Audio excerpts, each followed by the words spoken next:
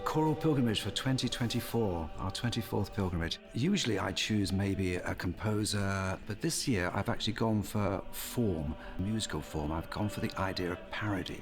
And the idea of parody was a composer would take a motet or a chanson, could be sacred or secular, by himself or by somebody else, and they would use that as the sort of basis for magnificats, masses, etc. And they would very often take maybe just the original theme of the chanson or the motet, or they might extend to various other passages throughout.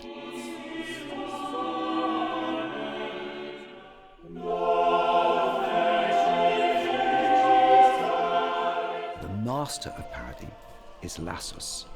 He wrote an incredible number of parody magnificats and masses. He should be much, much more performed because his music is at times very, very intricate, almost Baroque in nature. And one particular piece, Benedicta est Celorum Regina, which he parodied from Josquin, the most wonderful Flemish composer. Lassus writes a Magnificat based on this. The Josquin is a spectacular piece in 6 parts. It's amazing what he does. One of the greatest composers of his time. But then comes along a guy called Guillaume de Castellet, who adds 6 extra parts. I'd never come across this idea. They're called si placet parts, basically if it pleases. So Castellet adds another 6 parts to Josquin's already 6-part composition. And the effects are extraordinary. It makes it a completely different piece, and one that really survives, I think, on the fact of its incredible 12-part texture and richness. And as I say, it changes the whole concept of Josquin's piece, but in a really interesting way. I've also included 2 madrigals by Casulana, a female composer from the 16th century. She was an extraordinary composer and really deserves to be known in her own right. And in fact, in her dedication to her first book of madrigals, she very much said that women were just as good as men, quite rightly, and that her music should be as much heard as those of her colleagues. But Lassus himself obviously took a great interest in her, and he obviously was very proud of her music and thought a lot of it.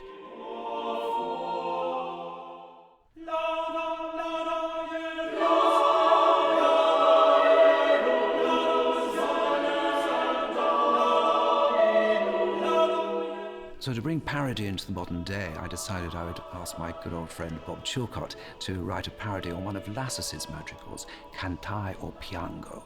It's incredibly expressive, and I just wanted to see how Bob would use it.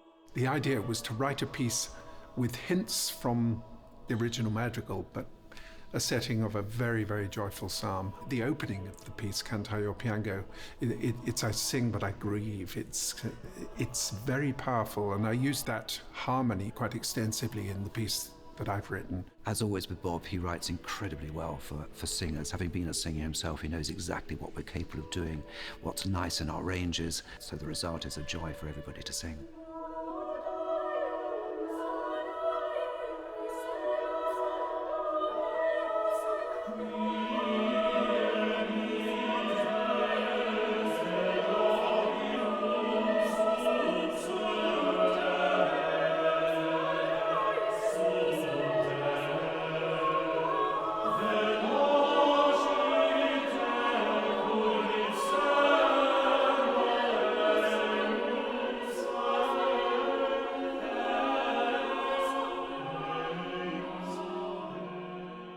I think I've known Bob for, it's closer to 50 years rather than 40 years. I'm afraid you're right. But this is the first piece properly we've commissioned from you. And it is. I'm so excited. Yeah. The madrigal is a really interesting madrigal. Yeah. The only recording I think that was in existence was one we did with the King Singers, 1987 probably, or something like that. I had to find what I thought were the right things that would help me to transform that into a piece that would... Absolutely, and of course I chose a very long text. I know, it was you a did. very long text, the Laude Jerusalem. It's a good one, though. It's a good text.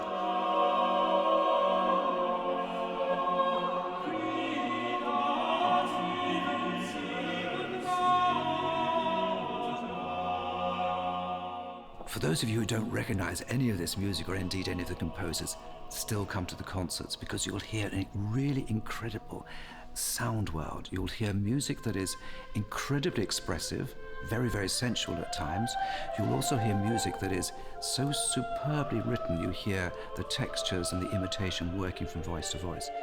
If you've never heard a choir before, come and hear us, because you'll be very surprised how the voices work in these fantastic cathedrals and abbeys up and down the country. Every place is different. Every place has got something special about it. To hear the human voice sing, there's an emotion that comes right out of my singers. There's nothing better than music, and particularly the human voice.